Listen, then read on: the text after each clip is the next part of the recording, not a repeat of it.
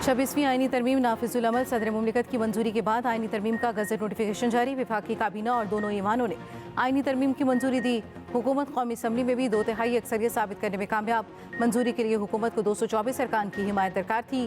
तरमीम के हक में 225 वोट पड़े, मुखालफत में सिर्फ 12 वोट पड़े।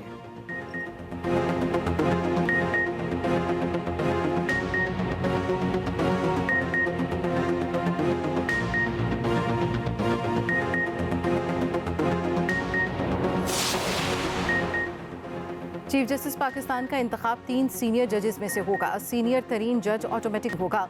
चीफ जस्टिस रिटायरमेंट से 14 रोज पहले सीनियरिटी लिस्ट फराहम करने के पाबंद होंगे। 12 रुकनी कमेटी 2/3 अक्सरियत से चीफ जस्टिस का फैसला करेगी। किसी सीनियर जज के इनकार पर अगले सीनियर तरीन जज को ज़ेर गौर लाया जाएगा। चीफ जस्टिस की मुद्दत 3 साल या रिटायरमेंट की उम्र की हद 65 साल होगी। सुप्रीम कोर्ट में आईनी बेंच बनाए जाएंगे। आईनी बेंचेस और जजेस की तादाद का तयन जुडिशल कमीशन करेगा। आईनी बेंचेस में तमाम सूबों के जजेस की मसावी नुमाइंदगी होगी।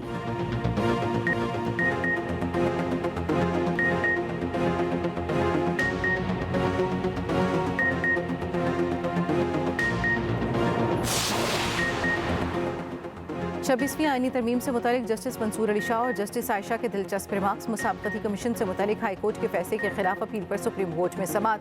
दौरान समाअत जस्टिस मंसूर अली शाह का आईनी बेंच का तज़किरा। मुस्कुराते हुए सवाल किया, क्या ये केस अब आईनी बेंच में जाएगा या हम भी सुन सकते हैं?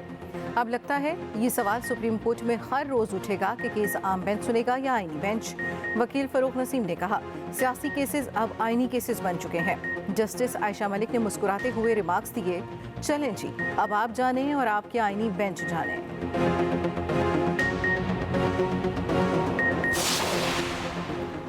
महल्लाती साजिशों के जरिए हुकूमतों को घर भेजा जाता था। वज़ीर आज़म की छुट्टी करा दी जाती थी।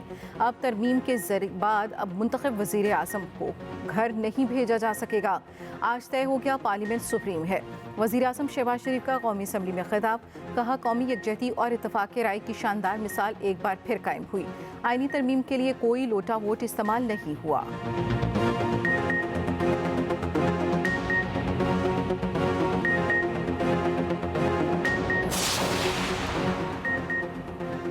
ऑपोजिशन काले सांप की बात करती है। मुल्क में काला सांप इफ्तिखार चौधरी वाली अदालत है। बिलावल भुट्टो जरदारी का कहना था, हमने 58(2)B का इख्तियार सदर से वापस लिया तो अदालत ने वो इख्तियार अपने पास रख लिया।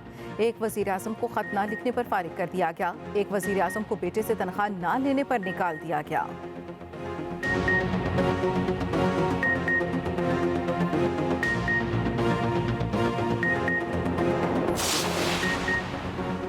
कल आज़ाद अदलिया का नारा ख़त्म कर दिया गया। पीछे रहनुमा सलमान अकरम राजा की न्यूज़ कॉन्फ्रेंस। कहा, अब किसी को इंसाफ मिलना मुश्किल हो जाएगा। आइन का मामला सिर्फ तहरीक इंसाफ का ही नहीं है।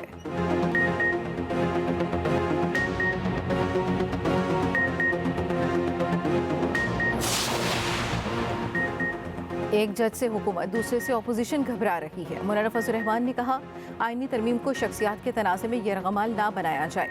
आईनी इस्लाहात लाई जाए, अदालती निज़ाम को ठीक किया जाए। MK रहनुमा फारूक सत्तार का बल्दियाती निज़ाम मौसर बनाने का मुतालबा। कहा, मुल्क के इस्तेहकाम के लिए तरमीम का साथ दिया। महंगी बिजली और गैस से भी आवाम को निजात दिलाना होगी।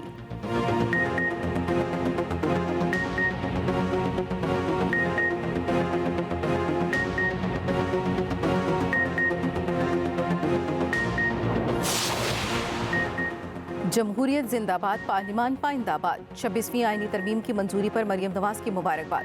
कहा, 26वीं आईनी तरमीम पार्लियामेंट की बालादस्ती के लिए नागुज़ीर थी। पार्लियामेंट को मुकम्मल आईनी इख्तियार और वक़ार वापस मिला है। तरमीम से बर वक्त इंसाफ होगा और होता नजर भी आएगा।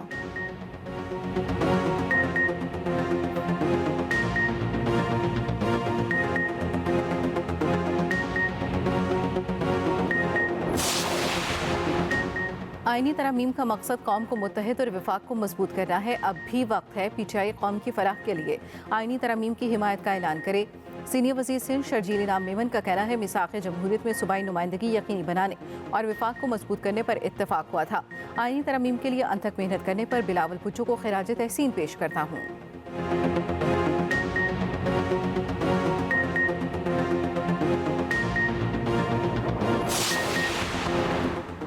जमात इस्लामी का 26वीं आईनी तरमीम को चैलेंज करने का इंदिया। हाफिज नईमुर रहमान का कहना है अपोजिशन के चंद लोगों ने तरमीम के हक में वोट डाले। कुछ लोग बिक जाते हैं और कुछ दबाव का शिकार हो जाते हैं। अपोजिशन रहनुमाओं को कहा था तरमीम का हिस्सा ना बने। आईनी तरमीम को सुप्रीम कोर्ट में चैलेंज करने से मुतालिक मुशावरत कर रहे हैं।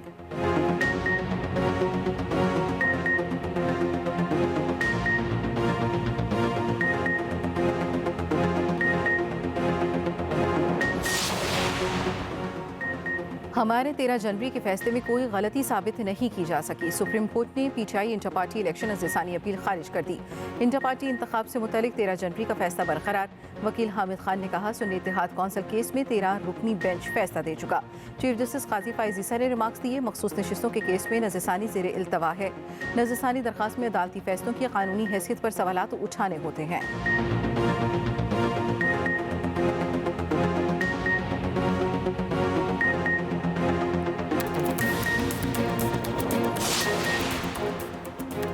सदर आसिफ जरदारी की बेटी बख्तावर भुट्टो के यहाँ तीसरे बेटे की पैदाइश। बख्तावर ने बेटे की पैदाइश से सोशल मीडिया पर सारिफिन को आगाह किया। पोस्ट के मुताबिक उनके तीसरे बेटे की पैदाइश गुज़श्ता रोज़ हुई।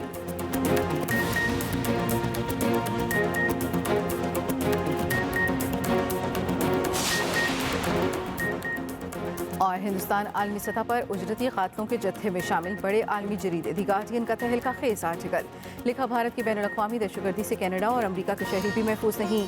कैनेडियन वज़ीर-ए-आज़म ने भारतीय सिफारतकारों पर सिख रहनुमा हरदीप सिंह निज्जर के कत्ल में मुलव्वस होने का इल्ज़ाम लगाया। इल्ज़ामात में दावा किया गया भारत बैनुल-अक़वामी ज़ुल्म व तशद्दुद में मसरूफ़ है।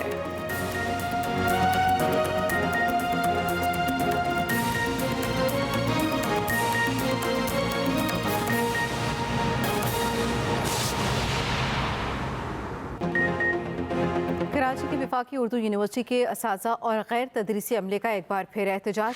असातिज़ा ने वीसी ऑफिस का घेराव कर लिया। वाइस चांसलर ऑफिस ने पुलिस और रेंजर्स को तलब कर लिया।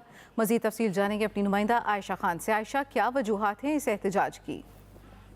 देखो, वफाकी उर्दू यूनिवर्सिटी कराची के दोनों कैंपसेस के असातिज़ा और मुलाज़मीन एक बार फिर सरापा एहतजाज बन गए थे और असातिज़ा और मुलाज़मीन तनख्वाहों हाउस सेलिंग की अदम अदायगी के खिलाफ तकरीबन एक माह से ही एहतजाज पर है और क्लासेस का बाइकआउट और दफ्तरी अमूर भी जो है वो गुज़िश्ता हफ्ते से तातुल का शिकार है। तमाम इंतजामी दफातर भी बंद कर दिए गए थे जबकि दफातर को ताले लगाए हुए थे और वीसी ने जब ताला तोड़ने की कोशिश की तो तमाम जो अमला था उन्होंने घेराव कर लिया और उनको अंदर दाखिल नहीं होने दिया।